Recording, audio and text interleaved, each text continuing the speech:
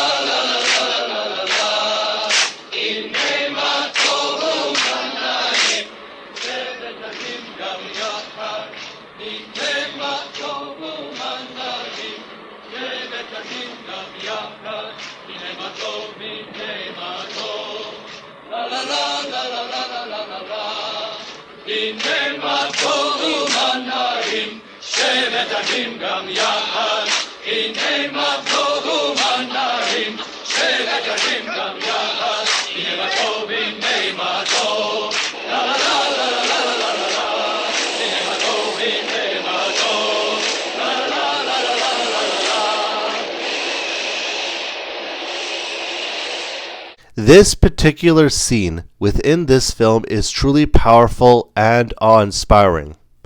It is truly powerful because the Israeli soldiers within this film are literally singing a verse from the Holy Scriptures, which is the scripture verse of Psalm 133, verse 1. The message of unity that the scripture verse of Psalm 133, verse 1 presents to us is not just relevant to the Jewish people, but it is also relevant to us Christians. Unity is something that the Bible places great emphasis on. Our Lord, King, and Savior Jesus Christ stated in the scripture verse of Matthew chapter 18, verse 20, that if 2 or 3 are gathered in his holy name, Jesus Christ will be among them. The scripture verse of Acts chapter 4 verse 32 tells us that the early Christians were of one heart and one soul, motivating them to share everything with each other. God does not want his people to be divided, but rather he wants his people to be united under him. After all, the Apostle Paul states in the scripture verse of Galatians chapter 5 verse 20 that dissensions and factions are one of the works of the flesh, or in other words, they are the works of sin. We can agree that being in unity with one another is truly important. However, we need to ask ourselves the question, which is this: how do we achieve unity among ourselves? Yes, it is truly good and pleasant for brothers and sisters as God's people under Jesus Christ to be in unity. But how can we achieve this? How can we achieve the excellency of brotherly unity among ourselves? I would say the answer can be found in both the scripture verses of 1 Corinthians chapter 1 verse 10 and 1 Peter chapter 3 verse 8. So let's read these verses. This is the verse of 1 Corinthians chapter 1 verse 10. Now I urge you, brothers and sisters, by the name of our Lord Jesus Christ, that you all agree, and that there be no divisions among you, but that you be made complete in the same mind and in the same judgment.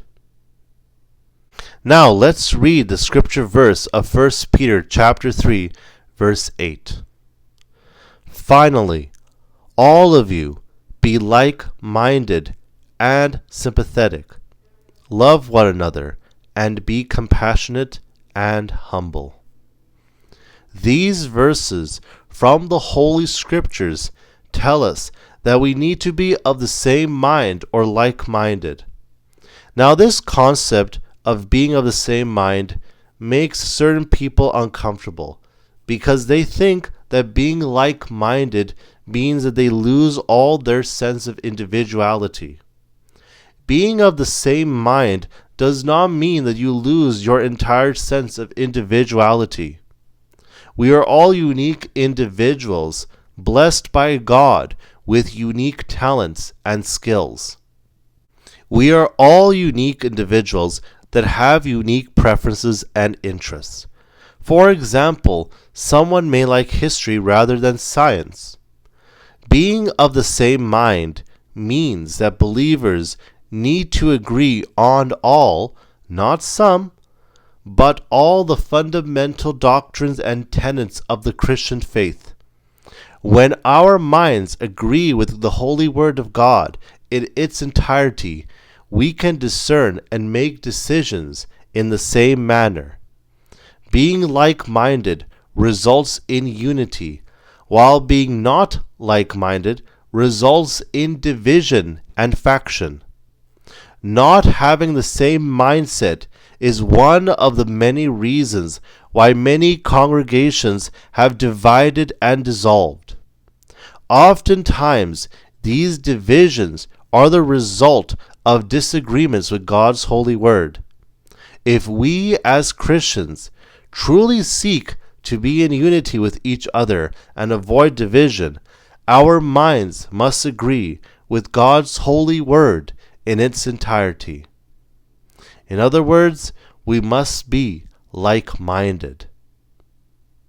Achieving unity not only involves being like-minded, but it also involves caring and loving one another with compassion and sympathy.